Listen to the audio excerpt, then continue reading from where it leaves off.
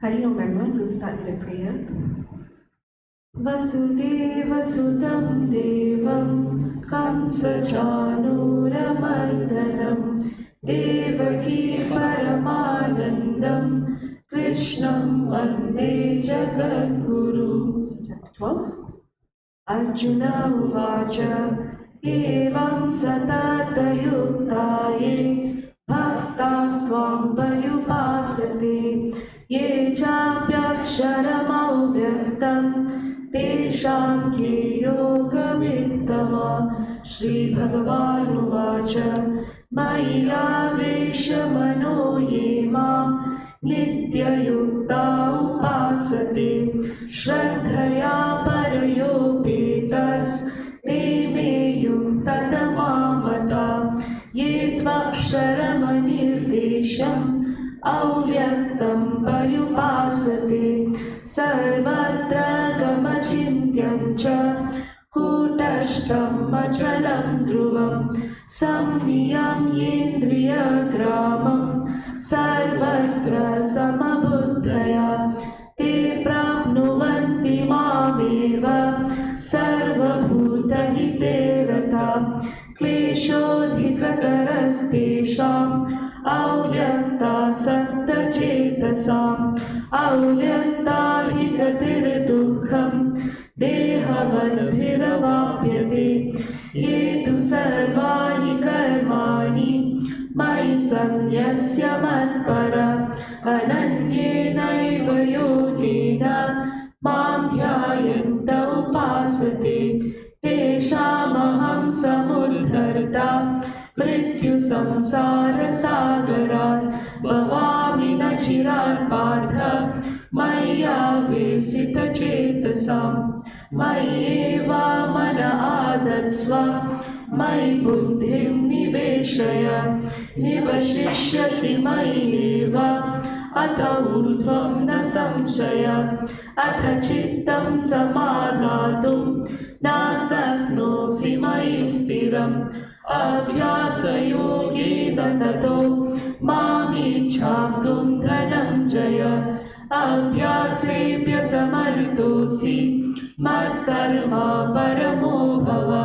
Madartam abhikarmani Kurvan siddhimavakshasi Adhaikarabhyasaktosi Kartum madyogamashrita Sarvakarma phalatyagam Tata kuru yatatmavan Shreyo hiyanam abhyasaj Jnanadhyanam vishishyate Dhyanat karma phalatyagas Tyaga shantiranantaram Arvishta sarvabhutanam Maitra karuna evacha Nirmamo nirahamkaraha Samadukha shukashami Santushta satatam yogi Yatatma dridhanishchaya Mayarpita mano buddhir Yo madbhakta same priya Yasmano dvijate loko Lokano dvijate chaya Harshamayodvege Mukto yasacha me priya Anapeksha suchirdaksha Udasino gatavyata Sarvarambha parityagi Yo madbhakta same priya Yo na drishyati na drishti Na sochati na kamshati Shubha shubha parityagi Bhakti manya same priya Samasatrau cha vitrecha Tatha mana pamanayo Sitosna sukha dukkeshu Samasanga vivarjita Tulya ninda stutir mauni Samtushto yena kenachit Aniketa stiramatir Bhaktiman me priyo nara Ye tu dharmyamritamidam Yadhoktam parupasate Shraddhadana matparama Bhaktaste diva me priya Om Tat Saditi Srimad Bhagavad Gita Supanishadsu Brahma Vidyayam Yoga Shastre Sri Krishna Arjuna Samvade Bhakti Yoga Nam Dvadashodhyaya Hari Om Tat Sat Hari Om Tat Sat Hari Om Tat Sat Sri Krishna Arpanamastu Shubham Bhuyat Vasudeva Sutam Devam Kamsachanuramardanam Devaki Paramanandam Krishnam Vande Jagadguru.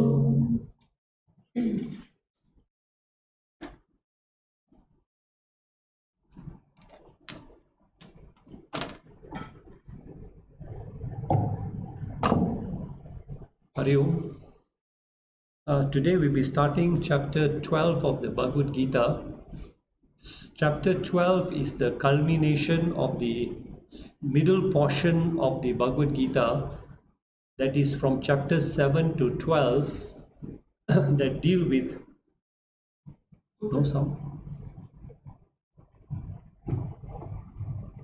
Is it okay? Okay. So let me start again.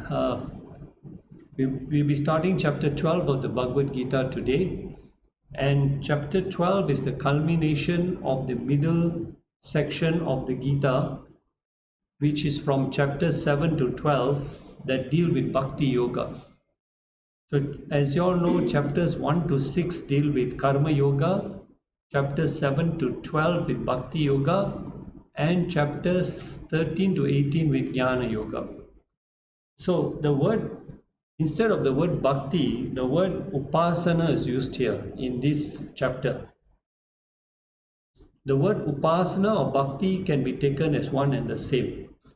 So what does upasana mean? We are very familiar with the term bhakti, but what does upasana mean? Upasana comes from two words, upa and plus asana. Upa means near, asana means to sit. So upasana means near, sit, meaning to bring our mind closest to the Lord through various methods, either through what you call bhajans or through prayers or rituals, going to temples, etc. And even study of the scriptures also is a way to bring our mind closer to the Lord also. So for the concept of Bhakti Yoga, there is a concept of God which has been presented to us, because if we want to worship God, we must know something about God. We must know about the nature of God. Where is God? Who is God? So for the purpose of the path of Bhakti, the concept of God has been presented to us from chapter 7 to 11. And God has been presented to us at two levels. One is called Saguna Ishvara. So the word guna means attributes. Saguna means that which has attributes.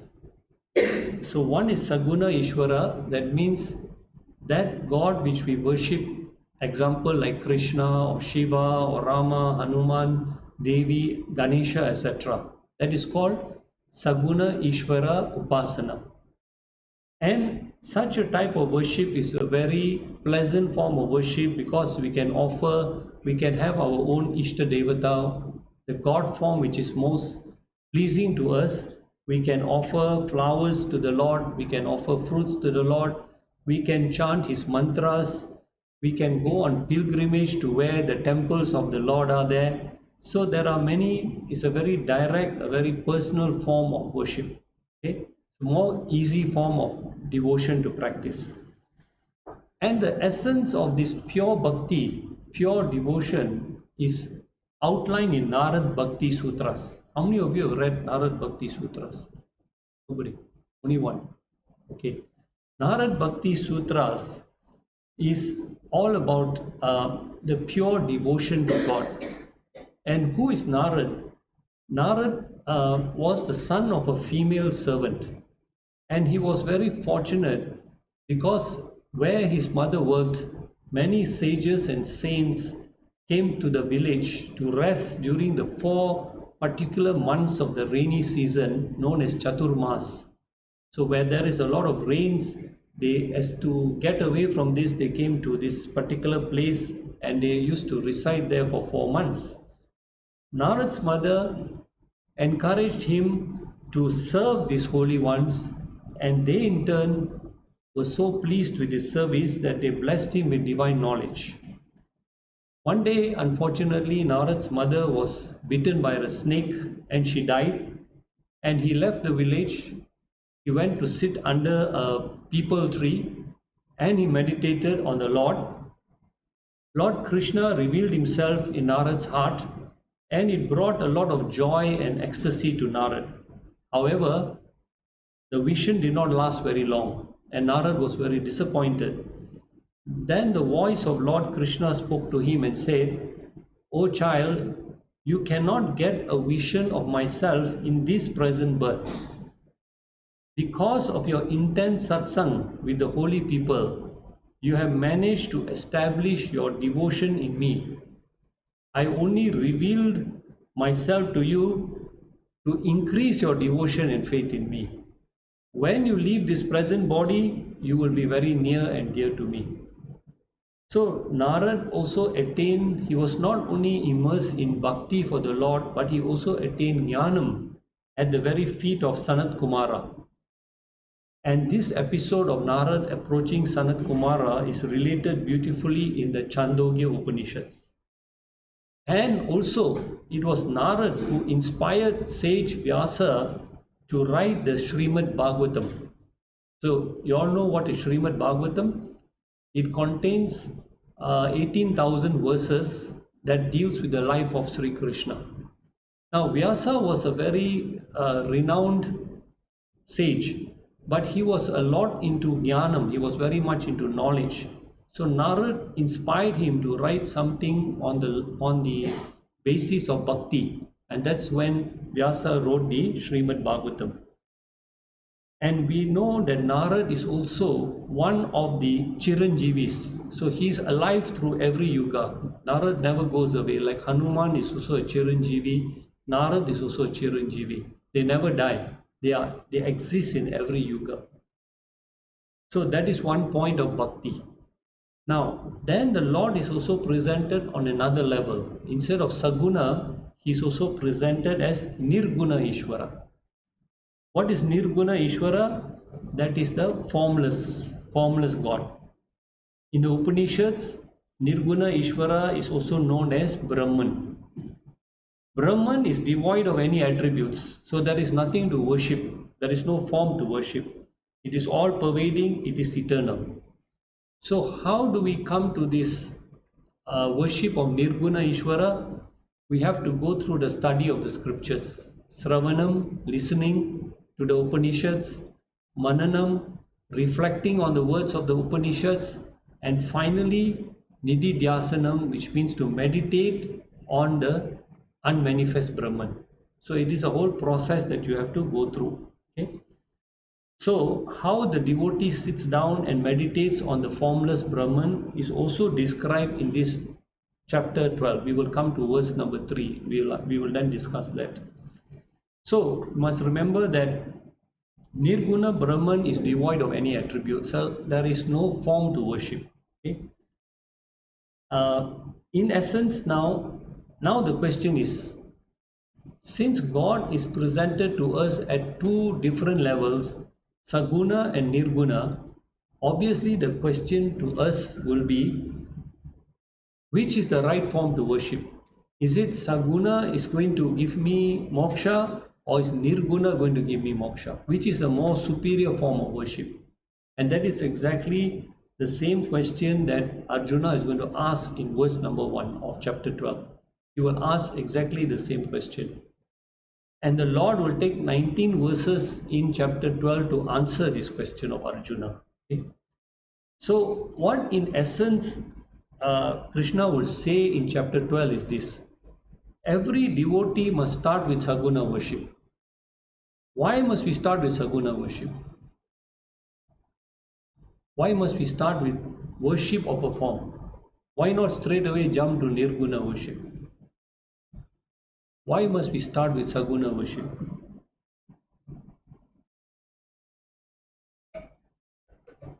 This is what Krishna is going to say in chapter 12, that everybody must start with Saguna worship. Why?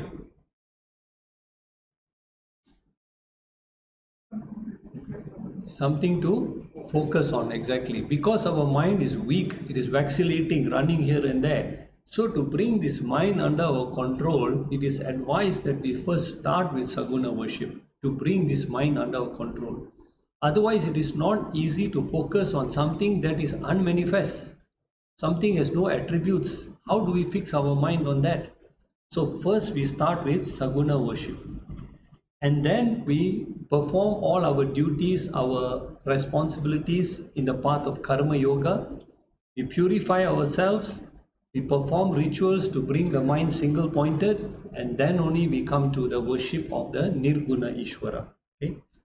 So it is a step by step process. Now, in this chapter 12, Krishna is going to tell us there are 5 levels to bhakti. The highest level is Nirguna. The lowest level is Saguna. So from how do we process? First he will present to us level 5 of worship. Then he says, if you can't do level 5, come to level 4. You can't do level 4, what do? Come to level 3. You can't do 3, come to 2. You can't do 2, come to 1. Then if you say 1 also difficult, I can't do, then what do? Try. Huh? Try. You still say very difficult, I can't do. Then what do? The most easiest basic form, he gives you level 1. From verses 4 to 11, 5 different forms of bhakti are there. Verse 11, he comes to the lowest level of bhakti. You say, I can't do that, then the only solution is for you to come back next birth and try again. Try better luck next birth. Because there is nothing else you can do. Okay? And then also he gives us some additional knowledge about bhakti. From verses 13 to 19, he gives us 30 over qualities of a true devotee of Lord. Now, the question is, why does he give us all these qualities of a true bhakta, a true devotee of Lord? The reason is, if we go through systematically these 5 steps, there will be a total change in our personality. If we diligently follow these 5 levels of bhakti, there will be a total change in our outlook. How we respond, how we react to the world. What I call as POS. What is POS? How we respond to people. P stands for people. So what is our relationship with people? How do we interact with people? Do we get upset? Do we get angry? Are we very humble? Are we very loving? What is our reaction with people? O stands for objects. What is our relationship to objects? Are we happy with what we have? Are we dissatisfied with what we have? Are we always chasing after new and new objects? And S stands for situations in life. Sometimes they are positive situations, sometimes they are negative situations. How do we handle this? So these 30 over qualities that Krishna tells us in verses 13 to 19 of chapter 12 is a very good checklist for us. We should write down all these qualities and judge ourselves what qualities we have, and as we progress, are we also getting all these additional qualities? The more and more of these qualities you have means what? What does it mean? The more and more of these qualities you have, what does it mean? Huh? Means you are progressing in the right direction. You are progressing well if you start getting more and more of these qualities. So now with this understanding, let us now enter into chapter 12. Okay. So we look at verse number 1. Now in verse number 1, Arjuna asked the question from Lord. So the first 2 lines of this verse number 1, he will talk about Saguna Ishvara worship. The last 2 lines of verse number 1, he will talk about Nirguna Ishvara worship. So this is how Arjuna asks his question. He says to the Lord, Ye Bhakta, those devotees What type of devotees? Evam satata yukta. Evam, thus, satata, always, constantly, yukta, who are trying their best to unite with you. So there are one type of devotees who are doing their very best to constantly worship you, constantly unite with you. How do they do that? So the word comes in here. If you look at the second line of the Sanskrit text, paryupasate, the word upasana comes in here. The root word of this word paryupasate is upasana. Upasana is what? Bringing your mind close to the Lord. So there is one type of devotees who constantly worship you, pray to you, go to temples, go to pilgrimage, sing bhajans, do seva. They do everything by fixing their mind on you. So this refers to a worship of the form. So they are constantly worshipping you in various forms. Okay. Now this is one type of devotee. So the second two lines he says, however, ye cha api. Again, there are those different type of devotees, another group of devotees. What do? They worship you as, the word here used is aksharam. So aksharam here, which appears in the third line of the Sanskrit text, is the opposite of chara. Chara means that which is perishable, that which is constantly changing. So when you add the word a in front of it, akshara, it means that which is imperishable, that is not subject to change. So this refers to what? It refers to the Nirguna Brahman, because the Nirguna Brahman is not subject to change. Now, if you take Krishna example, is Krishna subject to change? Is Krishna subject to change? Wasn't Krishna presented as a baby boy? Then he was presented as a youth Krishna. Then he was presented as adult Krishna. So form is always subject to change. And every avatar comes and every avatar goes. I'm talking about the bodily, the manifestation of the Lord. He comes, he goes. The essence of the Lord remains, but his avatars come and go. Rama came, Rama went. Krishna came, Krishna went. So the avatars, they come and go. So here he's talking about Aksharam, which means the essence of all these avatars, which is Brahman, which is that consciousness, that is not subject to change.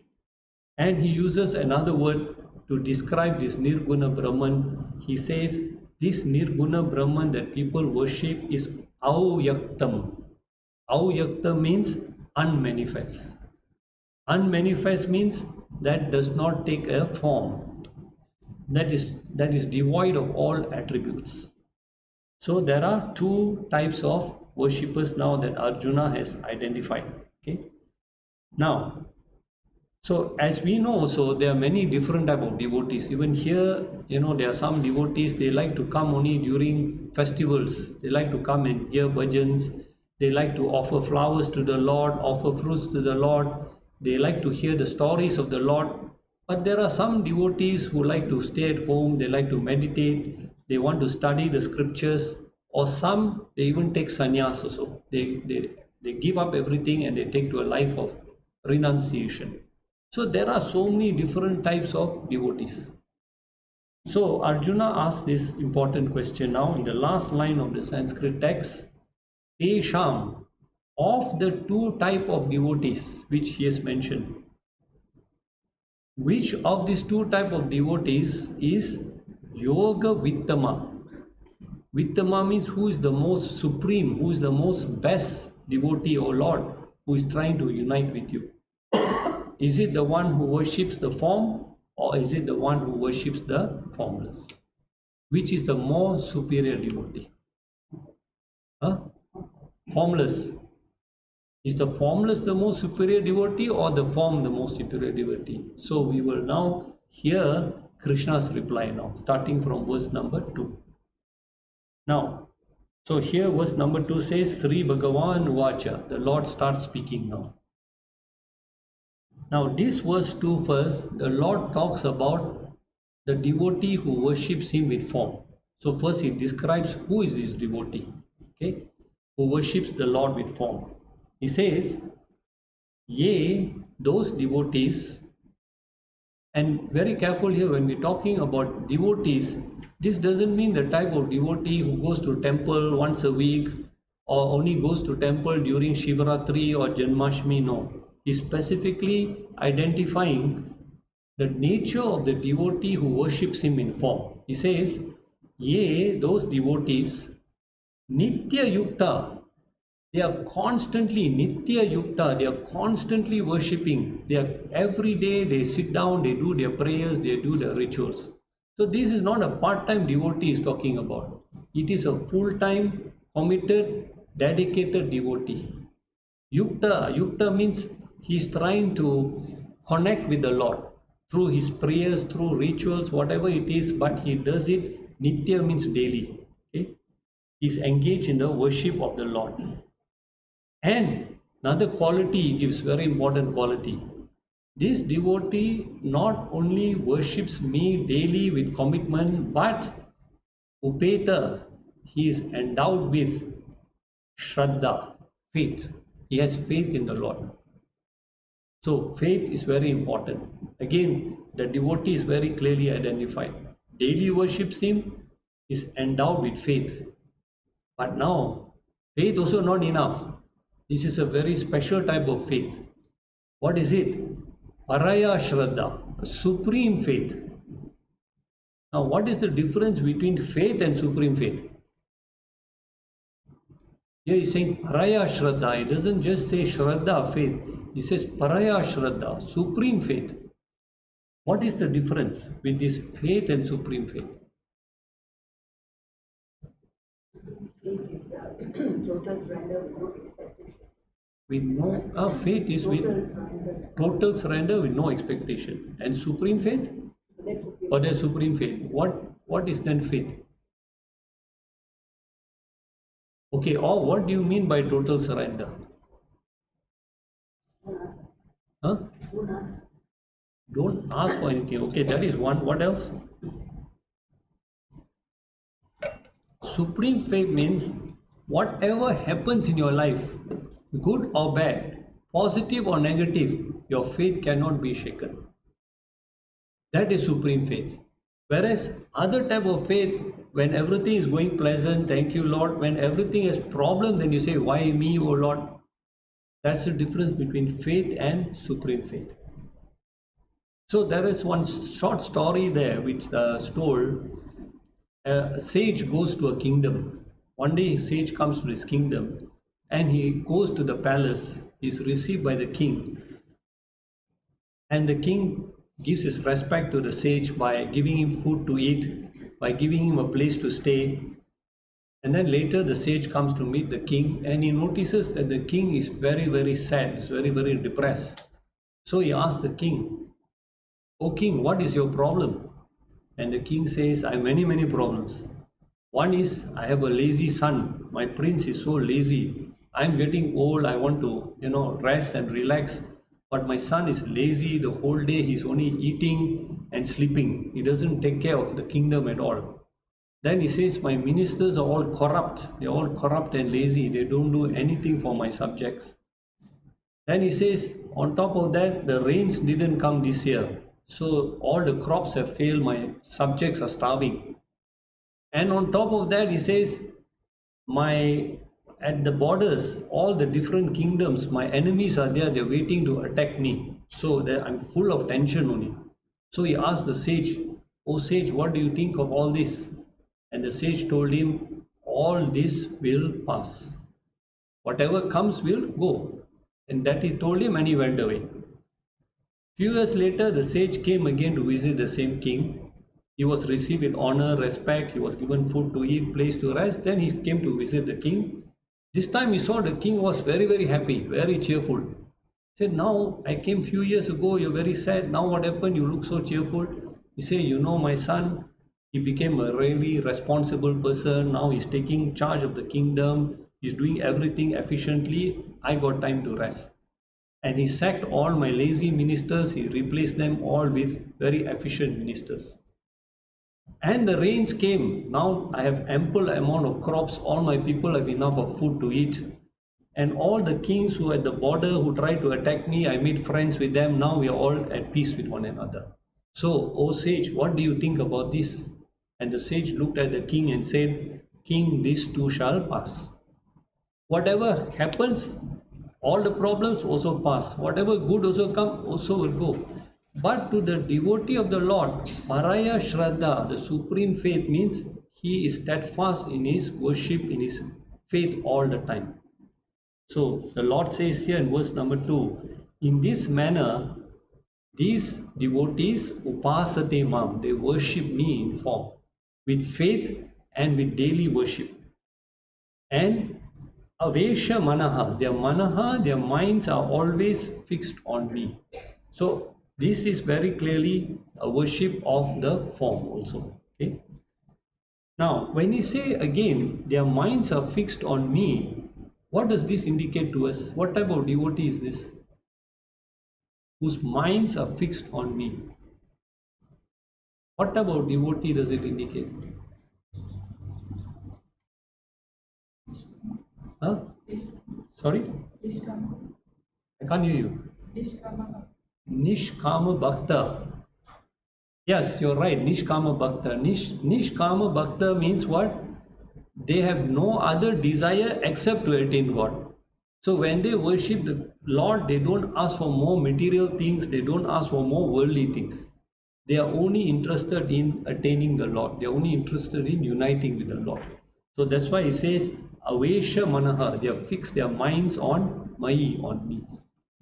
So this, now, so what happens to these type of devotees now? Now we understand that Lord says he has described the devotee who worships in form. Now let us say what is the conclusion of such a devotee. So what does he say? These devotees, the Saguna Bhaktas, Mataha, the Lord says, are considered by me, is giving his opinion now. Such kind of devotees are Yukta Tamaha. They are the most superior devotees. They are the most best devotees of mine. So they are very good devotees. They are excellent devotees. So this is Lord's conclusion of those who worship him in form. Now let us see what the Lord says about those who worship him as the formless. Okay? This is in verse number 3. So the word again there to look at in the Sanskrit text is the word tu. In the first line, tu means apart from the other than the Saguna Ishvara worshippers, there is another type of worshipper. What do these worshippers do? Paryupasate, they also meditate, they also worship. Mam eva, they worship me also. But how do they worship me? They worship me as Aksharam. Aksharam here, as we explained earlier, is the imperishable. So this second type of devotee worships me as the formless, as the imperishable. Now, he gives us the six qualities of this unmanifest Brahman. So there are 6 descriptions. Now, all these descriptions, what is the purpose of this description? You see, when we meditate on a form, at least there is something for us to see. Even if we close our eyes, we can still recall the form, right? We can recall Krishna's flute, his smiling face, whatever he's holding in his hand. We can still meditate on a form. But when you close your eyes and try to meditate on formless, what do you meditate on? What do you meditate on? So these words which are from the Upanishads, which describe the formless Brahman, you recall each word and you meditate on that word. You meditate, you recall the word, you meditate on the word. Recall the word, meditate on the word. That is the formless meditation. Number 1. Number 2, when you come to the formless meditation, you would have gone through a study of the scriptures. You would have come to understand that you are the Atman and you are not this body. So when you sit down in meditation, you will still get all the past thoughts of the past, thoughts of the future. Your mind is running here and there. How do you handle these thoughts? When you sit down and meditate, all kinds of thoughts will come in your mind. All thoughts except thoughts of God will come in your mind. How do you handle these thoughts? So at Nirguna Ishvara meditation, the person understands that I am not the thoughts, I am the witness of the thoughts. I am not the thoughts, I am the witness of the thoughts. So you observe the thoughts, but you don't get involved with the thoughts. And this is the highest state of meditation. So while you're meditating on all the words of Brahman, all these words which we are going to go through, at the same time as thoughts arise, you consider yourself as a witness of the thoughts. Now, when you don't give any what you call any importance to these thoughts, what happens to all these thoughts? Slowly they die away. It is like if you don't offer fuel into the fire will slowly die and your mind will become peaceful. So here we are talking about the highest state of meditation, and what is the description of this highest state of Brahman? It is described here. The first description given here is Anirdesham. Anirdesham means indescribable. You cannot describe Brahman. Why can't you describe Brahman? Because he has no attributes. So how do you describe him? Anirdesham, indescribable. Second quality is avyaktam, unmanifest. Brahman cannot be perceived by the five senses. What has no form, your eyes cannot perceive. What has no sound, your ears cannot hear. So Brahman is called avyaktam. Okay? It is without taste, without smell, without sound, without touch also. In the Kena Upanishad, as one of the Upanishads, very interesting description given about this Brahman, this consciousness. Brahman is consciousness. The description given is this. What is this consciousness? The Guru tells a student, it is the eye of the eye, it is the ear of the ear, it is the mind of the mind. So the student is of course more confused. He is asked the Guru, what is Brahman, what is consciousness? The Guru says it is the eye of the eye, it is the ear of the ear, it is the mind of the mind. What he is trying to tell him is that consciousness is that which the eye cannot see, right? But by which the eye can see. Do you understand what I am trying to say? Consciousness is not what the eye can see because it has no form, but by which the eye can see. Meaning what? Consciousness is that which the ear cannot hear, but by which the ear can hear. So what do you mean by that? It means this body is made of matter, eye is matter, ears are matter. It is because of the presence of consciousness that your eyes are able to see, your ears are able to hear. But your eyes cannot see Brahman, your ears cannot hear Brahman. Example, if you have a torchlight in a dark room and you shine the torchlight, you can see everything except what? In a dark room, if you shine a torchlight, you can see everything in the dark room except what? Huh? Except what? Except the torchlight. Or I can go one step further, except the batteries you cannot see. Right? But because of the batteries, the torch shines to let you see everything. That is consciousness, that is Brahman. So here he says it is avyaktam, it is unmanifest also. Third quality, Brahman is sarvatragam. Sarvatragam means it is all pervading, it is everywhere. It is outside your body, it is inside your body. It is outside object, it is inside the objects. It is everywhere. Like what? Like space. Brahman is often compared to space. Fourth quality, achintayam. Achintayam means you can't even comprehend what it is. Your mind cannot even comprehend it because it has no form, no shape, no size, no color. Fourth quality. Fifth quality, very interesting quality here, is called kutashtam. Kutashtam actually, the original word for kutashtam is an anvil. You know what's an anvil? That which the, what you call that, ironsmith, they have the anvil and they want to shape a piece of metal. They put the metal on the anvil, and as they hammer that piece of metal, the metal changes shape, but the anvil does not change shape. So Kutashtam is the consciousness which is in this body. The body undergoes all kinds of changes, but the consciousness which is in the body doesn't change at all. It remains changeless. So it is identified as Kutashtam. That's why, interestingly, what is the word for this world in Sanskrit? Huh? Jagat, right? What does Jagat mean? Where did this word Jagat come from? See, in Sanskrit, every word has got a root word. From the root word, the main word is formed. So Jagat comes from two different words which are combined together. Jagat is Ja, which means Jayate, and Gat stands for Gachanti. Jayate Gachanti iti Jagat. What is Jagat? Jagat is that which is Jayate, comes into existence, and Gachanti goes out of existence. So now everything that we see in the world is Jagat. Is a tree Jagat?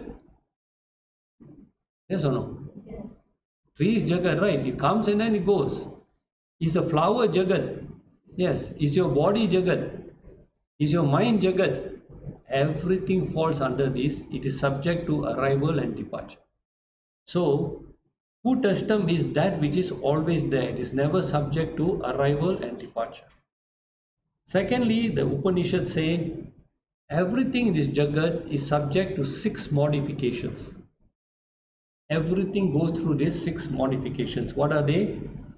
First is called Asti, it exists. For example, before a child is born, it exists in the mother's womb. So the first stage is it exists. Second stage is Jayate, it is born, it takes birth. Third is called Vartate, it grows, right, from child to adult. Fourth stage is Viparimanate, which means it changes. What changes? Hair from black changes to white, skin starts to wrinkle, all sorts of changes happen. Sixth is Apakshayate, it declines, it deteriorates. And finally, Vinashati, it perishes. So everything in this creation goes through the 6 changes. But this Brahman, this consciousness is not subject to these 6 changes. So it is not subject to time modification. Earlier it was not subject to space modification. Okay? The next quality is Achalam. Achalam means non-moving. So what do you mean by non-moving? If Brahman exists everywhere, how can you move Brahman from one space to another? This body can move from here to there. It can move from KL to Penang. But Brahman is everywhere. So you cannot say, I'm taking Brahman from this place to another place. So the next quality given is Achalam. It is not subject to movement. And finally, the 7th quality is Dhruvam. It is eternal. It exists in all periods of time. So the person who's meditating on all these qualities of Brahman, the Lord is talking about this higher state, Nirguna Ishvara. Now, what did he tell us about the Saguna Ishvara worshipper? What is the conclusion about the one who worships the God in form? So fast you forget. I just finished verse number 2. Oh, this is very dangerous. Huh? He is the most superior devotee. He is the most excellent devotee. Now let us hear what he is going to tell about the Nirguna Ishvara worshipper in this next verse number 4. So verse number 4, he is going to talk about the highest level of worship, level number 5, about this Nirguna Ishvara worshipper, and he is going to tell us what is the result of worshipping God who is formless. Okay, so now let us see what he says. What is the nature of this Nirguna Ishvara worshipper? The first is Samniyamye Indriya Gramam. Gramam means the group, Indriyas means the senses, Samniyame means he has got total mastery, he's got total control about all his five senses. He's a master of his senses. He does not suppress them. Suppression is not mastery. Mastery means he's in full control of the senses. Okay? So, what are the five senses? The ears, the eyes, the nose, etc. The five senses. Okay? So, the human being is a master of the five senses. And throughout the Bhagavad Gita, Krishna keeps warning us about the undisciplined senses. If you go back to chapter 2, verse 60, you go back to chapter 2, verse 60. What page is that?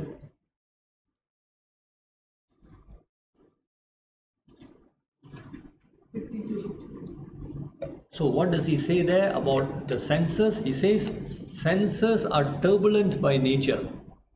He warns us, and many verses are there like that. Senses are turbulent by nature. Why is that?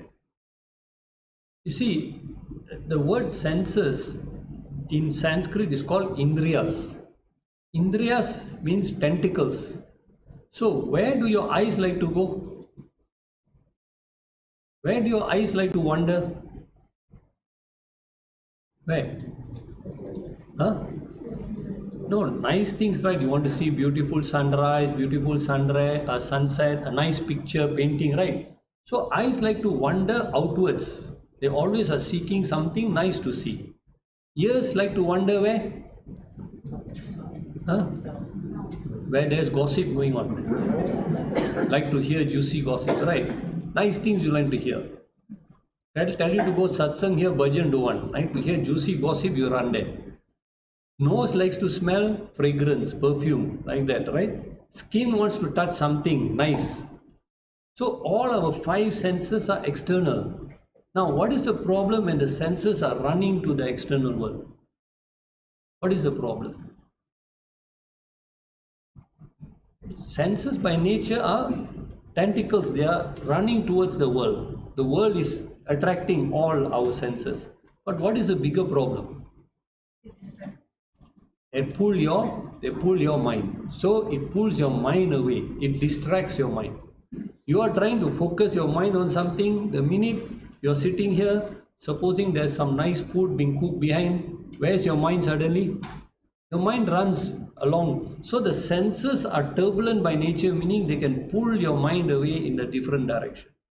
So that's why discipline, the word used in verse 60, chapter 2, the word haranti.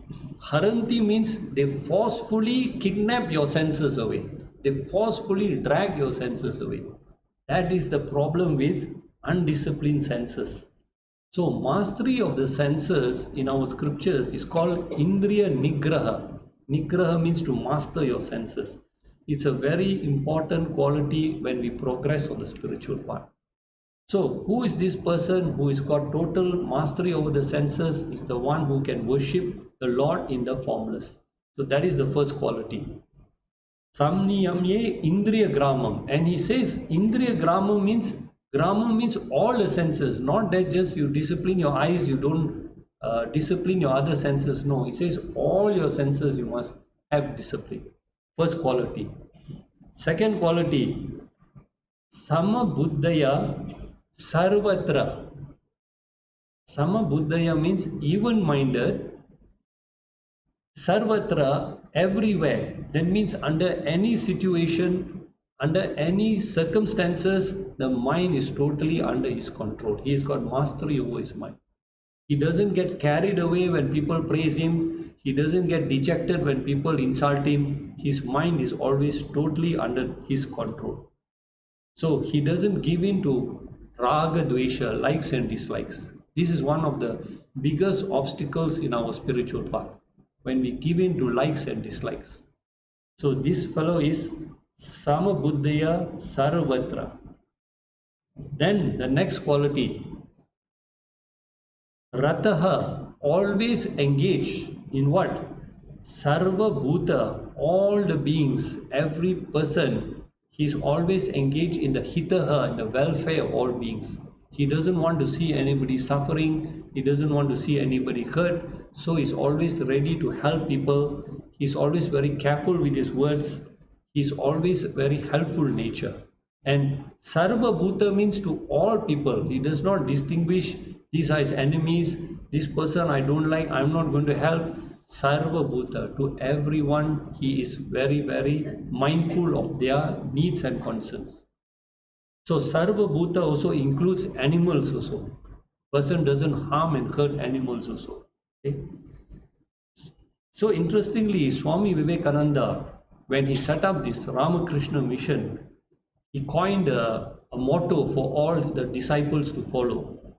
The motto of the Ramakrishna mission is Atmana Mokshartam Jagat Hitayacha. Two duties of all the Ramakrishna devotees. The first duty is Atmana Mokshartam. One must work towards the moksha. One must work towards self-realization of the Atma.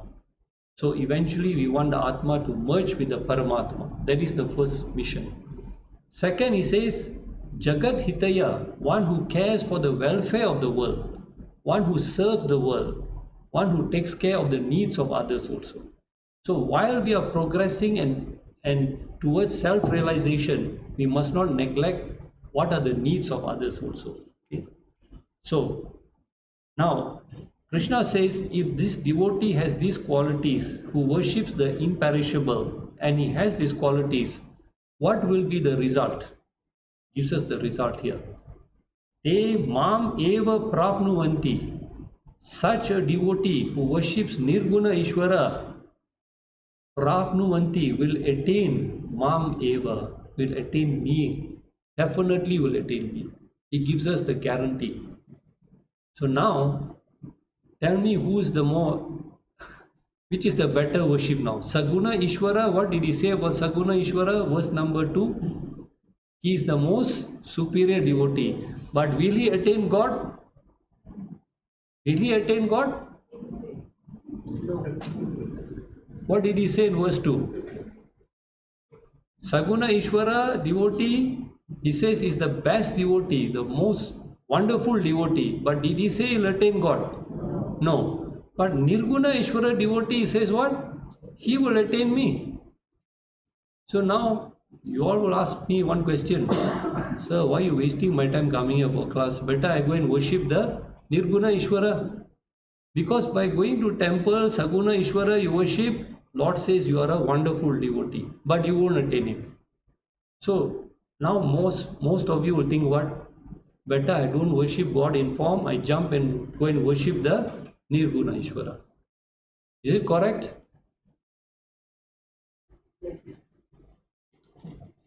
Should you waste your time worshipping Saguna Ishvara?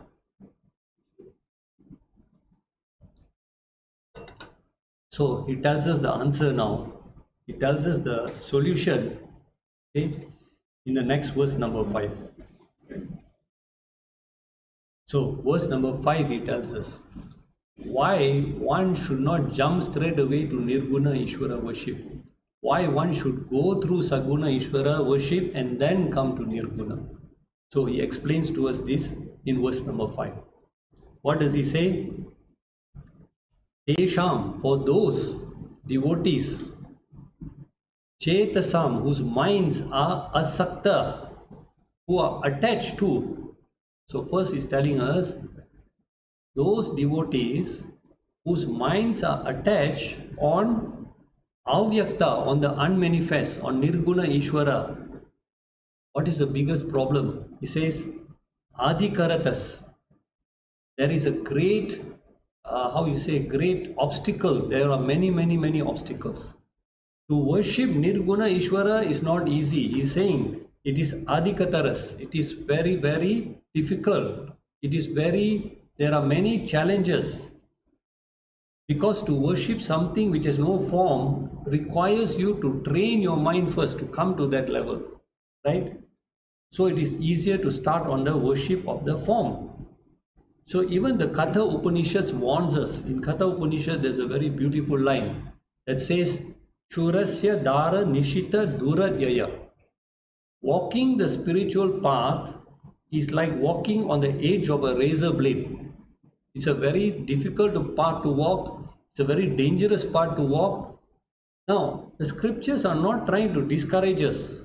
Why are they telling us this? They are not discouraging us. They are not saying don't come to unmanifest. But why are they telling us all this? Because they want us to prepare. They want us to prepare the mind. So they are telling us about how to go about preparing the mind and then come to the Nirguna Ishvara worship. So, why is the path to unmanifest so difficult? He tells us here, Gati, the goal of Avyakta, the goal of the unmanifest, Lord says, is Dukham. There are many challenges, there are many obstacles. And what is the most biggest obstacle when we come to worship the unmanifest? This is one of our biggest problems here. All of us face this problem. He says the worship of the unmanifest is very difficult for who? For which type of people? Those who are Deha Vadbi. Now this word is very important. The path of the unmanifest is very difficult, is very challenging for those who are Deha Vadbir. Deha means body. Deha Vadbir means embodied beings. So who are the embodied beings? Are you embodied being? That means what? You can only reach Nirguna Ishvara when you give up this body. So what does embodied being mean here? Embodied being doesn't mean that only when I give up this body then only I'll reach Nirguna Ishvara. You have to reach Nirguna Ishvara while you are living with this body. But yet he says for embodied beings it's very, very difficult. So what does this embodied being mean? It means those who have attachment to this body. And attachment to this body is of two types. One is called ahamkara. Ahamkara means taking pride in this body. You know, I am so and so, I got this title, I'm the manager of this company, my wealth is so much, I've got this, I've got that. So one is taking pride in this body, your name, your family lineage and all that, your power, your position. The other is called mamakara. So ahamkara means attachment to body. Mamakara means attachment to everything the body is connected to. My car, my house, my club membership, all these things. You take pride in that, you take pride in your body. So what the Lord is saying, to reach this worship of Nirguna, first what must you overcome? Attachment to this body, exactly. You must overcome your attachment to this body. So as long as you have attachment to this body and attachment to all your possessions, you think very highly of yourself, you think very highly of your name, your fame, your title, he says progress on this Nirguna Ishvara worship is very, very challenging, very, very difficult. So now the question is, verse number 4 tells us the highest level, verse number 4 tells us level 5, which is the highest level. And then he's telling us that is a very difficult level to reach. So what to do? Lord says you start with level number 4. What is level number 4? It's explained to us in verses 6, 7 and 8. So verses 6, 7 and 8, Lord will explain one level down you come, that is level number 4. And you say I can't do that, then verse number 9 will explain level number 3. Verse number 10, level number 2, verse 11 will explain level number 1. So one by one he comes down and explains to us. And then at least he says you should assess now which level you are at and then progress accordingly. Okay. So now let us look at what is level number 4. Okay. What is level number 4 is explained here in verse number 6. So what do we do if we can't worship the Nirguna Brahman? So now he tells us another method now, or another level. He says those devotees who can't worship the unmanifest, he says start first with sannyasa. Sannyasa means not here taking renunciation, but dedicate what? Sarvani karmani, all your actions, whether they are spiritual actions, whether they are worldly actions, sarvani karmani, dedicate all your actions to who? Mat paraha, to me, to be devoted to me. So, what does it mean by dedicating your actions to the Lord? When we dedicate our actions to the Lord, whether they are worldly actions or whether they are spiritual actions, everything we surrender to the Lord. That means there are no expectations, there are no demands, there are no expectations. And not only there are no expectation, but whatever happens as a result of your action, if it is positive or negative, you accept it as what? Ishvara prasadam. Now, what is prasadam? Prasadam is when you go to the temple and they give you some, after the prayers they give you something, right? You call it prasadam. Now, supposing he gives you a green apple, what is it called? Prasadam, right? Supposing you don't like green apple, you tell him, can you give me a red apple? Will you do that? Why? Because it is prasadam, it is coming from the Lord, I accept. Whether I like it or not, I accept. Similarly, when I perform an action, it's called Ishvara Arpanam. I offer it to the Lord. Like I go to the temple, I offer the fruits to the Lord. After the prayer, the priest gives me back the fruit. It is called Ishvara Prasadam. I also accept. Whether I like it or not, I accept it. Why? Because it is coming from the Lord. So when he says surrender all actions, meaning dedicate all your actions to the Lord, everything I'm doing, O Lord, I'm doing for you. You remember that famous verse in chapter 11 which we went through? Nimita matram bhava. You remember that? Be an instrument in my hands. That's what Krishna told Arjuna. Do your duty, perform all your actions, but consider yourself as an instrument in my hands. So whatever we do, oh Lord, I am just an instrument in your hands. Whether I'm serving the family, whether I'm doing my work in the office, whether I'm praying at the temple, I'm just an instrument in your hands. Everything is in your hands, oh Lord. So he says dedicate. Start first by dedicating all your actions to me. And therefore he says upasate, by fixing your mind on me. How? Ananyena eva yogena, with single-minded concentration. Okay? Single-minded concentration. That means you're performing all actions for the Lord only for the sake of serving the Lord. How do I serve the Lord? By serving his creation, I'm serving the Lord. So he says, at least start by performing all actions for me. Now, what will the Lord do for such a devotee? Supposing you say, okay, I perform all the actions for you, I dedicate all my actions for you, whatever happens, I accept as Ishvara Prasadam. What will the Lord do for us? He tells us in verse number 7. He says, Tesham, for these type of devotees. Which type of devotee? Level number 4 devotee. He says, Tesham, for these type of devotees who are my avasita chetasam. Chetasam, whose mind is avasita, absorbed in me, who's totally dedicated all his actions to me. What will I do? He says, Na chirat, without any delay, for such kind of devotees, I will sam uddarta, I will lift them up. Sam uddarta, from what will I lift them up? Mrityu samsara sagara, from this ocean of birth and death.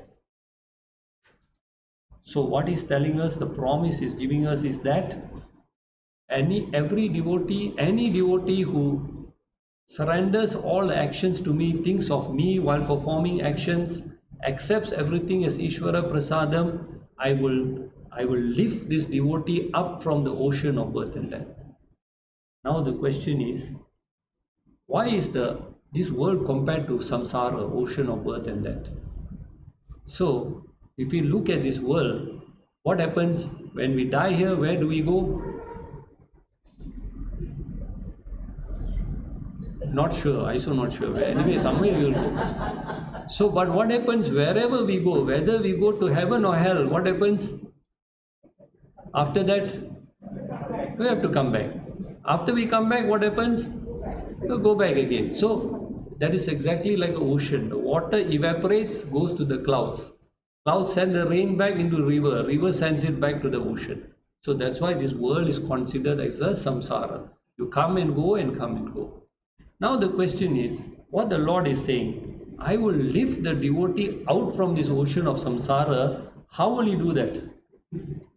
How will he do that?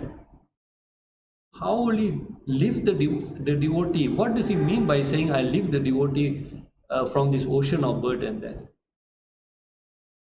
How can you escape this ocean of birth and death? By dedicating all your actions to the Lord. How will you reach to the level when you don't have to come back for another birth?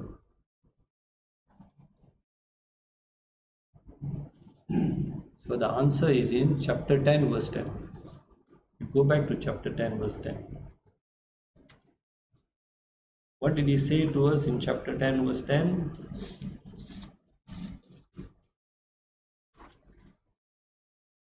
Page number 184. Tesham satata yuktanam, for those who are constantly devoted and worship me with love, I give the yoga of understanding by which they come to me. I give them the right buddhi, the right intellect. I give them the right guru. I remove all the obstacles for them to come to the path of knowledge. So, meaning, when you dedicate all your actions to the Lord, when you surrender to the Lord and do all your duties and responsibilities, Lord says, I will bring you to the path of knowledge. I will provide you with the guru. I will provide you with the right environment to attain this knowledge. Once you attain this knowledge, you will then go to level 5 and attain moksha. So lifting you out of this ocean of birth, and that means he will clear the obstacles for you to get to this path of knowledge. So that is Lord's promise to us in this chapter number 12. What was that verse? Verse number 7. Okay. So then he will conclude. Next week we will come back and look at verse number 8, where he will conclude this level 4 of Bhakti Yoga, and then we will move on to the next levels of Bhakti. Okay. We will thus end the class here. Vasudeva Sudam Devam Kansa Chanuramardanam Devaki Paramanandam Krishnam Vande Jagadgurum. Thank you, Hari Om.